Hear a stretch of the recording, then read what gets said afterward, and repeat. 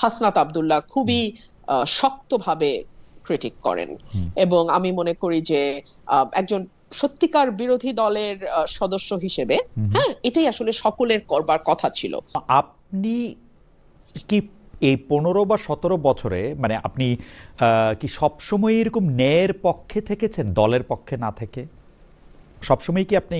না, আমি সব সময় পারিনি, না না পারিনি। আপনাকে অনেক সময় আমাকে অনেক কিছু দেখেও না দেখার ভান করতে হয়েছে, অনেক কিছু বলা উচিত কিন্তু আমি হয়তো বলি নাই।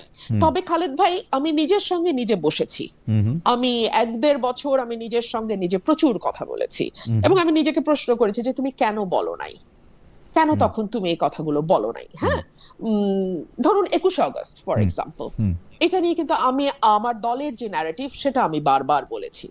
হ্যাঁ, তারপরে ধরুন বিচার বিভাগের স্বাধীনতা, মাজদার হোসেন মামলা, এই মামলাটা যে যখন সৈয়দ ইশতিয়াক আহমেদ বারবার চেষ্টা করলেন যেটা করার, তখন কিন্তু বিএনপি 2001 সালে সেই সময় বলেছিল না আমরা এসে করব, কিন্তু সেই মামলাটা কিন্তু 7 পর্যন্ত হয় নাই, সেই মামলার বাস্তবায়ন। তারপরে ধরুন বিচারপতিদের বয়স বাড়ানো, হ্যাঁ, কে এম হাসানকে চিফ অফ দি গভর্নমেন্ট করার জন্য, ইন্টারিম গভর্নমেন্ট করার জন্য। সো এই বিষয়গুলো আমি আসলে বলি নাই, এবং আমি নিজেকে নিজে প্রশ্ন করেছি যে আমি কেন বলি নাই।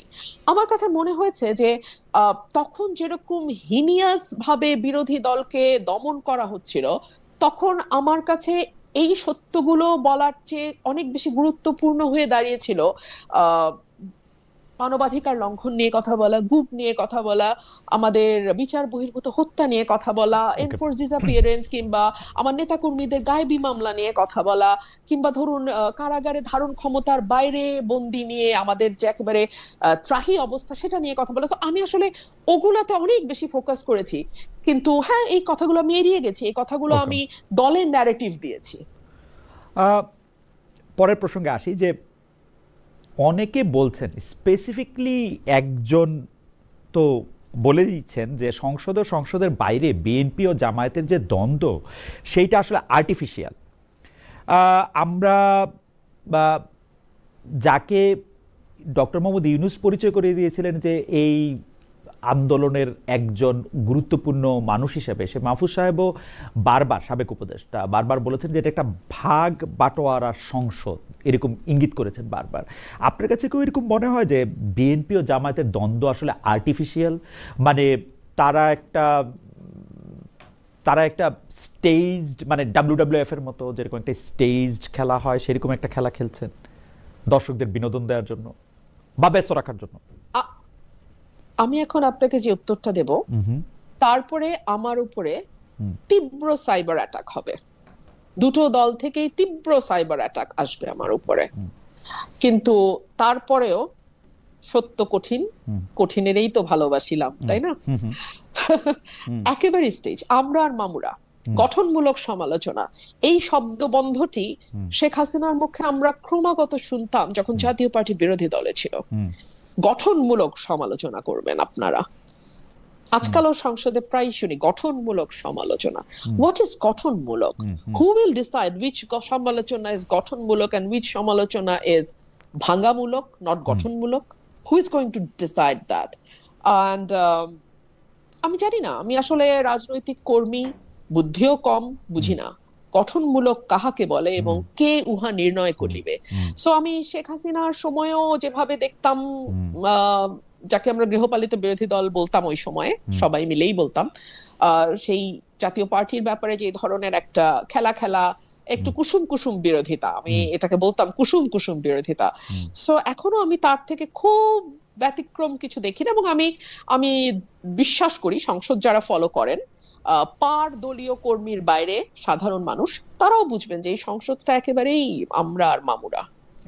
এনসিপিকেও কি আপনার একই জায়গায় রাখবেন নাকি? এনসিপির যিনি প্রধান নেতা আছেন নাহিদ ইসলামের বক্তব্য আমরা শুনলাম যে আজকেই যে বেশ গোছানো বক্তব্য দিয়েছেন, বেশ কিছু প্রসঙ্গ এনেছেন, আজকে সংসদ নেতা তারেক রহমানের বক্তব্য রাখলেন। অনেকেই বলছেন যে এরকম সংসদই তো দেখতে চেয়েছিলাম।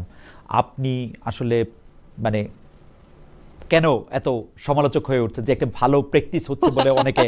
আমি দেখছিলাম যে আমার সোশ্যাল মিডিয়ার যারা বন্ধু বা যাদেরকে আমি ফলো করি তাদের বেশিরভাগই আসলে জনাব নাহিদ ইসলামের বক্তব্য বা জনাব তারেক রহমানের বক্তব্য প্রশংসাই করছিলেন। আমার পক্ষে ব্যক্তি হিসেবে সিঙ্গেল আউট করাটা শোভন হবে না।